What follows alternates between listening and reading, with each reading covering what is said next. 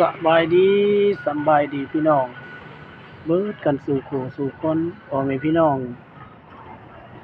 ที่ติดตามรับชมคลิปของเบาดอกคุณคุณสวัสดิ์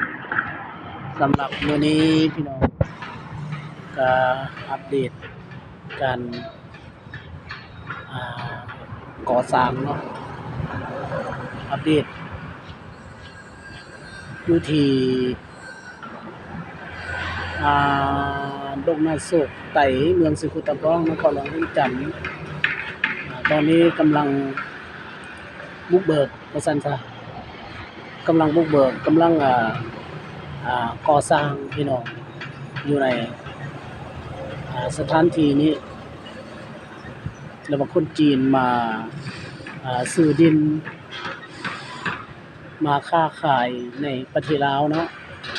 ก็เลยอาศัยเขาจะเฮ็ดธุรกิจหรือว่า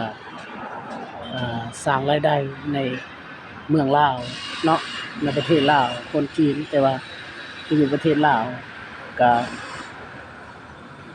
ต้องซื้อดินซื้อที่เฮ็ดเรือนเฮ็ดศาลอันนี้อาจจะเป็นเขาเจ้าเฮ็ด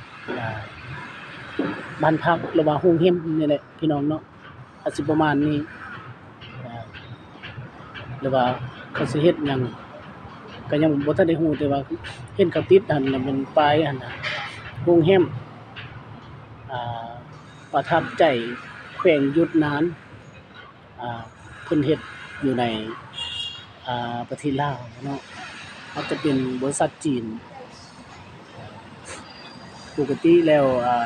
คันว่ามีคนลาวเนี่ยมีคนจีนเนี่ยก็อ่าเขาจะติดป้ายว่าลาวจีนเนาะอันนี้มีแต่ตัวจีนพี่น้องอาจจะเป็นคนจีนลงทุนโดยตัวเองแต่ว่าซื้อดินอยู่ลาวอาจสิประมาณนี้พี่น้องเฮาก็บ่ทันได้รู้ละเอียดแต่ว่าการอัปเดตนี่ก็ให้ท่านผู้ชมและพ่อแม่พี่น้องที่ติดตามรับชมคลิปของบ่ดอกคูณทินสวรรค์ให้อ่ามาเบิ่งมาชมนำกันเนาะมื้อนี้ก็มีโอกาสว่าสิไปอัปเดตพู้นแหละตอนแลงก็อาจจะมีคลิป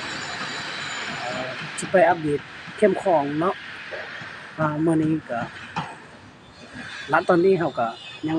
อัปเดตในสถานที่บ่อนเฮาเฮ็ดเวียกนี่อาจจะเป็นคนจีนเฮ็ดธุรกิจให้ท่านผู้ชมเบิ่งลายมือลายเซ็นเนาะพี่น้องลายเสร็จแล้วบ่ได้ลงคลิปบ่ได้ลง YouTube พี่น้องก็เลยว่าเอาก็ไปมาถ่ายคลิปให้ท่านผู้ชมเบิ่งพู้นพี่น้องพู้นน่ะกำลังเฮ็ด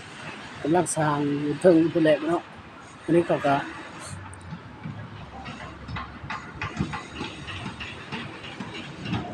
ตั้งอันนี้แหละมันจะเป็นคือหลักเครือข่ายนี่พี่น้องแต่ว่าอยู่เทิงจักเขาเอิ้นอิหยังเราก็ยังบ่ฮู้เนาะตัวนี้น่ะอันยกเครื่องยกของนั่นแหละพี่น้องโอ้ดีพุ่นเนาะถูกก็บ่มีเวลาหลายพี่น้องมีเวลาน้อยเดียวก็อัปเดตให้ท่านผู้ชมเบิ่งรถมื้อนี้บ่ได้หลายปานใดพี่น้องก็จักประมาณ10คันหรือว่า20คันนี่แหละพี่น้องเนาะโอ้ขอโทษขออภัยพี่น้องช่วงนี้จะเป็นเป็นหวัดเป็นไอพี่น้องเบาดอกคุณทิศสวรรค์ก็ลายมือเลยพี่น้องเป็นหวัดเป็นไอบ่เซาจักเทื่อพี่น้องอาจอาจจะเป็นทิศ2ทิศพุ่นแหละจังเซาแต่ว่าก็กินยาพี่น้องแต่ว่าก็ยังบ่ทันได้เซาก็บ่มี1มาก็บ่มีเวลา2มาก็บ่สบายเด้พี่น้องเนาะว่าสิไปอัปเดตแต่ว่ามื้อแลงก็อาจจะมีโอกาสพี่น้องสิไปถ่ายเบิ่งบรรยากาศยามแลงอยู่อ่าหิมคองเนาะอยู่แถวหิมคองหลายมื้อแล้วพี่น้องหลายอาทิตย์แล้วหลายเดือนแล้วบ่ได้ไปถ่ายแล้วจักก็บ่หลายมื้อนี้ประมาณ4 5 6 7 8คันประมาณ10คันคลองนั้นประมาณ10ปลายก็อาจจะเป็นสิประมาณ 20ปลายคันนี่แหละพี่น้องเนาะอันนี้อาจจะเป็นรถลูกค้า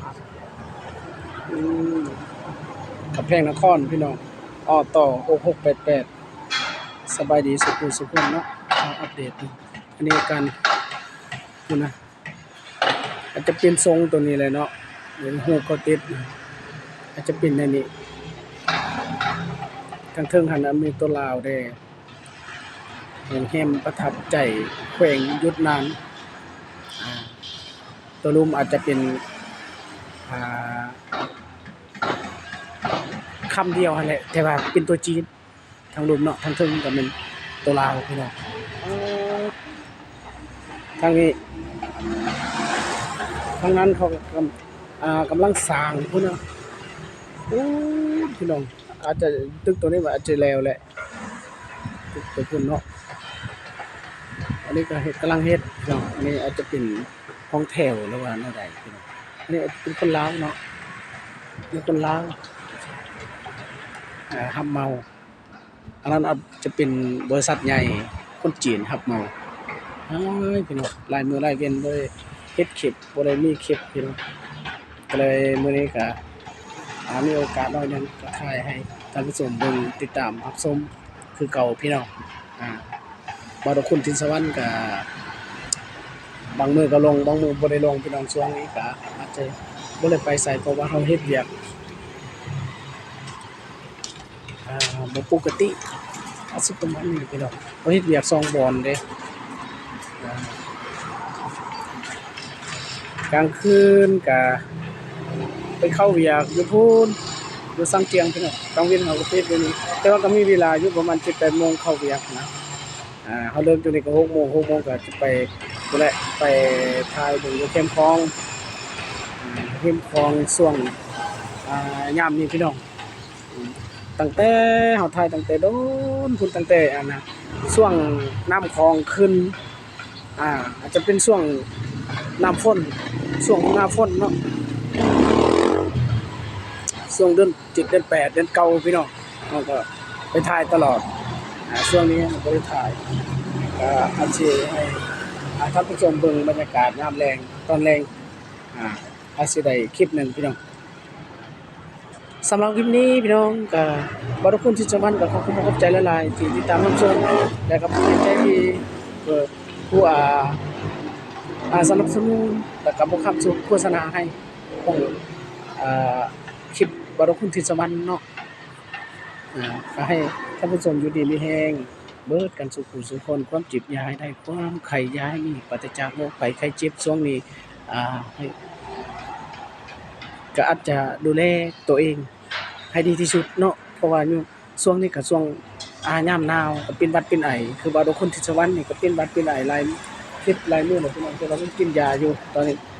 สำหรับคลิปนี้พี่น้องก็ขอบคุณขอบใจหลายๆสำหรับคลิปหน้าจะพบกันใหม่พี่น้องสำบายดี